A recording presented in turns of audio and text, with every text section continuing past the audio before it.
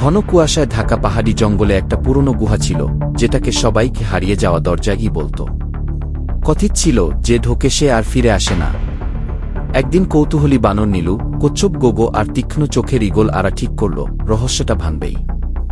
গুহার ভেতরে ঢুকতেই অদ্ভুত ঠান্ডা হাওয়া বয়ে গেল। দেয়ালে পুরনো আঁচড়ের দাগ, মনে হচ্ছিল কেউ সাহায্য চাইছিল। হঠাৎ গোগো থেমে গেল, মাটিতে অদ্ভুত চিহ্ন, কেউ ইচ্ছে করে পথ ঘুরিয়ে দিচ্ছে। আরা উপরে উড়ে দেখে বুঝল এক পথ বারবার একই জায়গায় ঘুরে আসছে, একটা ফাঁক। নীলু চিৎকার করে বলল, এইটা ধোঁকা। ঠিক তখনই অন্ধকার থেকে গর্জন শোনা গেল। বিশাল এক অজানা প্রাণী ছায়ার মধ্যে নড়ছিল। তারা আগুন জ্বালাতেই ছায়াটা ধীরে ধীরে পেছাতে লাগল। শেষে দেখা গেল ওটা আসলে কোনো দানব না, এক ধরনের বিরল নিশাচর প্রাণী, আলোতে ভয় পায়। গুহার রহস্য ছিল তারই তৈরি ফাঁদ।